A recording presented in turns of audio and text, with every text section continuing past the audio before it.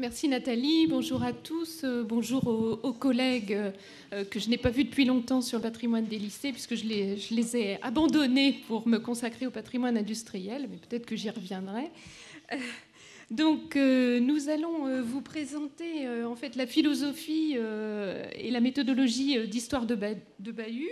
Donc il y a un projet participatif d'inventaire du patrimoine des lycées que j'ai construit il y a quelques années lorsque je suis arrivée à l'inventaire sur le site de Bordeaux. Et donc je vous raconterai un petit peu l'historique de ce projet et puis la méthodologie jusqu'à nos jours. Et puis Éric Boissumeau, donc, qui travaille à l'Académie de Bordeaux, pourra vous dire exactement aujourd'hui comment faire pour postuler et puis peut-être pour l'avenir comment augmenter ce projet. Donc, très rapidement, je vais pas prendre la place des gens qui vont venir présenter leurs projets concrets et puis surtout des élèves. L'historique. Donc, en 2015, j'ai été recrutée à Bordeaux au service du patrimoine et de l'inventaire et j'ai été chargée donc, de l'inventaire des lycées et en même temps du patrimoine industriel. C'est pour ça que je continue à travailler là-dessus. Et donc, il s'agissait en quelques années, et Bertrand a bien poursuivi mes premières actions, d'inventorier à l'époque, en ex-Aquitaine, 154 lycées. Aujourd'hui, donc, on en a 300 à l'échelle de la Nouvelle-Aquitaine à inventorier. Donc Bertrand a mené tambour battant cette enquête pour arriver aujourd'hui à 76 lycées. Mais quand j'ai commencé, moi, j'étais assez angoissée par l'ampleur de la tâche. Et je me suis dit peut-être qu'un projet participatif avec l'aide des lycées, et des lycéens surtout, des lycéens eux-mêmes, pourrait m'aider dans ce travail. Et donc j'ai regardé ce qui se faisait un petit peu en termes de projets participatifs à l'inventaire, notamment sur les lycées. J'ai vu qu'il y avait quelques tentatives de remplir des dossiers d'inventaire comme on fait nous en tant que chercheurs, mais que là les lycéens n'étaient pas très à l'aise. Par contre, il y avait des beaux projets de médiation. Et donc, je ne savais pas trop comment m'y prendre. Mon responsable d'unité, Alain Besky, m'a dit « Mais si, il faut inventer quelque chose. » Bon, alors quand on me dit ça, moi, après, je fonce. Et j'ai essayé de construire quelque chose. Et donc, je me suis dit, surtout, il faut que ça soit un projet d'inventaire participatif qui contribue vraiment au travail d'inventaire. C'est-à-dire, il faut que mes dossiers, ils se remplissent. Donc, il faut que les élèves m'aident à trouver des données dans les lycées pour que je puisse inventorier les lycées. Et puis, si on peut, on imaginera quelque chose autour de la médiation de ce projet. Donc, je me suis tournée vers l'Académie de Bordeaux. Je suis allée voir à l'époque le conseiller académique patrimoine qui s'appelait Christian Salle. Et Christian m'a tout de suite mis en confiance parce que lui, il était très intéressé par ce type de projet. Et il avait commencé au lycée Montesquieu à Bordeaux à faire travailler ses élèves autour d'une présentation du lycée pour les journées du patrimoine. Donc on a décidé avec Christian de construire finalement un petit groupe de travail en 2016 et on a réuni autour de nous des acteurs qui pourraient s'occuper plutôt d'une partie médiation une fois l'inventaire réalisé. Parce que encore une fois, je me disais, moi j'aurais jamais le temps en plus de coacher des élèves pour qu'ils fassent de la médiation sur leur établissement. Donc on a invité autour de la table Petroni, qui est une association de valorisation du patrimoine en Gironde. Et puis on s'est dit rapidement, Petroni tout seul ne pourrait pas faire face. Et donc on a invité également l'URCO, donc l'Union régionale des conseils d'architecture, d'urbanisme et de l'environnement, puisque dans chaque département, il y a donc un CAUE, un conseil d'architecture, urbanisme, environnement, avec des architectes qui peuvent vous apporter des conseils, mais aussi participer à la médiation du patrimoine. Donc moi, je me suis dit, peut-être que ces gens-là pourraient être intéressés par notre projet. Et puis, j'ai invité également la chargée de mission du complexe régional d'animation rurale et culturelle qui s'occupe des projets d'EAC, d'éducation artistique et culturelle dans l'enseignement agricole public, et qui fait un travail vraiment remarquable. Donc, avec toutes ces personnes, on s'est dit, il faut qu'on essaye de faire converger enjeux pédagogiques et enjeux d'inventaire, de manière à construire un projet qui serve bien entendu aux élèves, à les familiariser avec la méthode de la recherche finalement et aussi la méthode de la médiation. Donc c'est ce que j'ai essayé d'imaginer avec ce groupe de travail, que les lycéens soient véritablement des apprentis chercheurs et des apprentis médiateurs.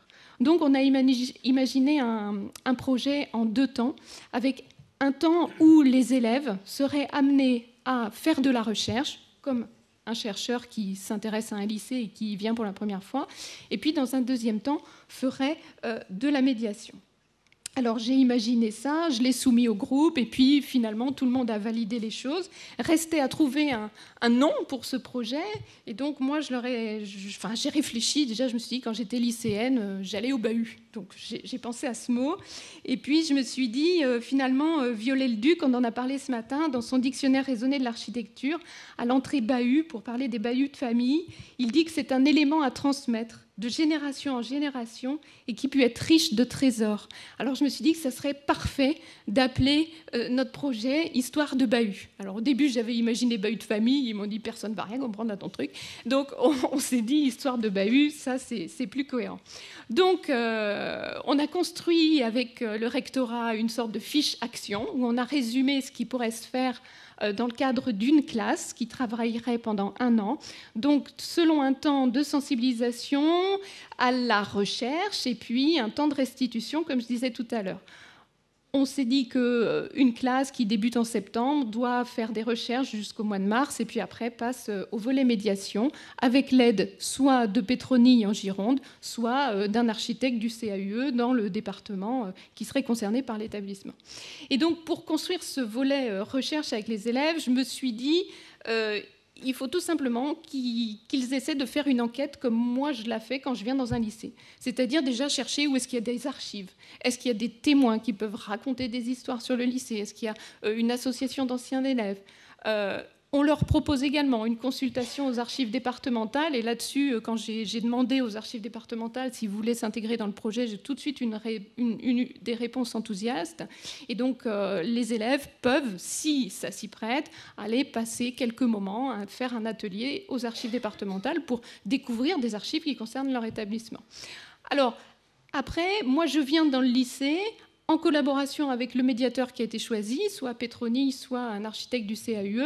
Alors souvent on arrive comme ça vers le mois d'octobre quand le projet a été lancé. Et là, l'idée, c'est de faire une formation à la fois aux professeurs et puis aux élèves. J'y reviendrai un petit peu plus en détail sur la méthode. On propose aussi aux élèves de rédiger des billets de blog que nous, on peut publier sur notre site. Et surtout, j'y tenais beaucoup qu'ils me fassent des plans du lycée. Moi, je pouvais apporter le fond de plan du lycée qui est fourni d'ailleurs par la direction de la construction et de l'immobilier. Et ce que j'ai toujours demandé aux lycéens, c'est de me faire ce que Catherine Guégan a montré tout à l'heure, essayer en tout cas de faire... On va les laisser prendre une récré.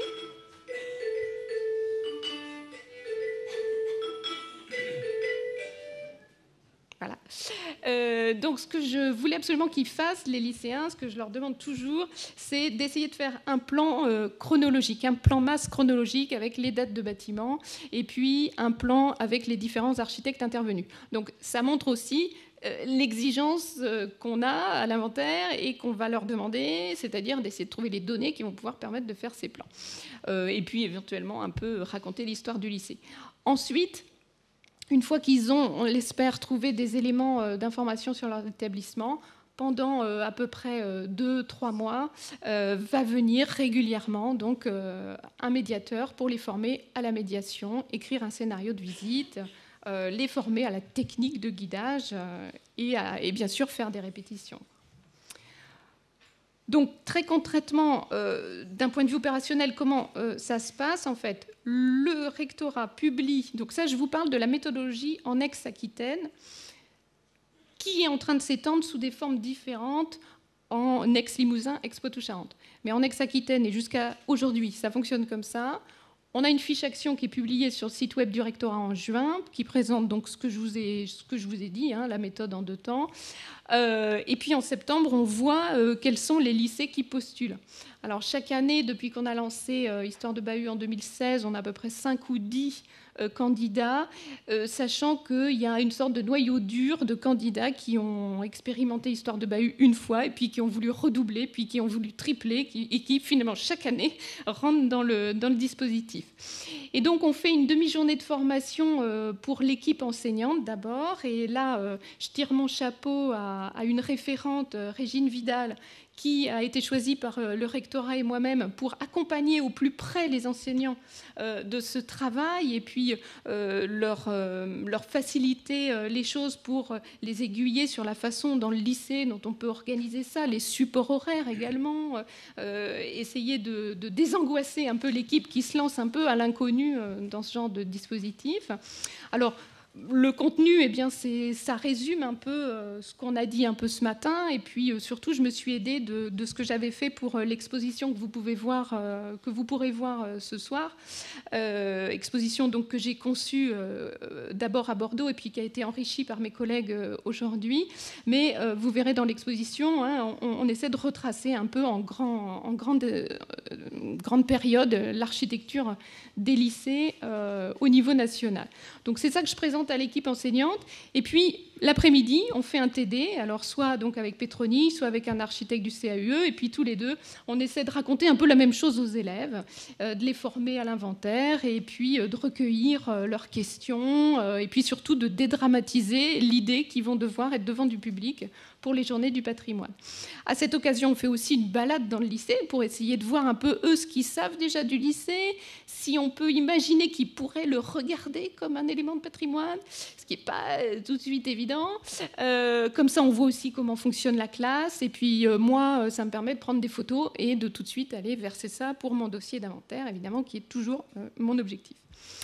Voilà, alors surtout, j'essaie, et je pense que Bertrand fait pareil aujourd'hui puisqu'il a pris la suite, j'essaie de coacher l'équipe enseignante pour leur dire « donnez-moi les données au fur et à mesure », ou alors à la fin, mais absolument, il faut que moi j'ai des données pour construire mon dossier d'inventaire. C'est quand même ça la finalité. Ce qui est bien, c'est que parfois on a réussi à faire des Google Drive, à partager les données comme ça, à la fois des données secondaires et puis des sources primaires qu'ils m'ont scannées, donc ça c'était formidable. Et puis, ce qui est parfois complexe, mais on y arrive pour l'instant, en septembre N+1, donc une fois que la classe a travaillé, il faut qu'un petit noyau d'élèves revienne pour présenter aux Journées du patrimoine le lycée. Et puis donc, bien entendu, après, moi, je rédige le dossier. Alors, ce que je voudrais dire là-dessus, c'est qu'en général, quand un lycée s'inscrit, l'équipe enseignante va au-delà de mes espérances, y compris avec Petroni ou avec les CAUE. Ils inventent des formes de médiation extrêmement intéressantes. Ici, sur le lycée d'Arcachon, on a eu une promenade dansée en même temps qu'une balade architecturale, donc c'était vraiment formidable. Les équipes enseignantes vont vraiment très loin, et on va le voir un petit peu en images. Donc ils font bien sûr des promenades d'interprétation dans leur lycée, les élèves présentent les plans, sortent à cette occasion-là des archives, des photos anciennes qui intéressent bien sûr forcément le public. Bon, on se promène beaucoup dans le lycée. Et là, j'ai mis cette photo parce qu'on voit Christian Salle, donc je voulais lui rendre hommage parce qu'il m'a vraiment soutenue. Et puis là, du coup, on est au lycée Montesquieu. On l'est chez lui. Bon, petit moment de réconfort pour les élèves quand même, parce que c'est un peu stressant pour eux. Souvent aussi, les élèves d'eux-mêmes se disent, mais finalement, pour présenter tout ce qu'on a à présenter, il faut faire un diaporama. Donc voilà un diaporama piloté avec Laurent Perradon de Petroni. Et puis, les lycées, bien souvent, produisent des plaquettes à cette occasion, alors que je n'ai pas demandé ça forcément, hein, mais ils le font. Et ils ont bien mis le plan que je voulais qu'ils mettent. Donc ça, c'est bien. Et puis, ils font des panneaux. On voit d'ailleurs ici même que l'établissement qui vient présenter ses travaux a fait un panneau. Là, c'était le lycée Claveille à Périgueux. Et puis, une équipe quand même de lycéens emmenés par des professeurs pendant 1 an qui arpentent le lycée de la cave au grenier, qui fait du bruit finalement dans le quartier. Et ben, à Nérac, ils ont réussi à aller interviewer l'architecte de la cité scolaire de Nérac des années 60. Donc voilà, je terminerai en disant que c'est vraiment un projet qui amène beaucoup de satisfaction. Les élèves, il faut les cadrer, mais par contre, c'est un vrai dynamisme hein, pour le chercheur que je suis. Je retiens d'ailleurs une anecdote. Quand je leur avais dit c'est quoi un lycée à énergie positive, ils m'avaient dit c'est un lycée qui a des bonnes ondes, madame. Et oui, c'est vrai, ils donnaient des bonnes ondes, les jeunes. Voilà. Donc, je laisse la parole à Éric Bossumo pour nous parler plus de la méthode aujourd'hui et puis peut-être des ambitions à venir. Merci beaucoup. Alors moi, j'avais prévu de vous parler des 3 temps, mais ça a déjà été fait, donc c'est parfait. Donc en fait, je vais faire de la figuration. J'ai pas grand-chose à rajouter, sinon que je trouve que c'est une opération particulièrement intéressante, dans la mesure où ce qu'on veut en éducation artistique et culturelle, vraiment, principalement, c'est que les élèves soient actifs, acteurs. Et là, c'est particulièrement le cas, hein, c'est eux qui font... On a choisi... Enfin, vous avez décidé ensemble, avec Christian à l'époque, du fait que ce soit les élèves qui s'occupent de la médiation. Alors ça, je trouve que c'est vraiment, vraiment très intéressant. Alors, contrairement à l'Académie de Poitiers, à l'Académie de Limoges, on a un appel à projet qui ne fonctionne pas de la même façon.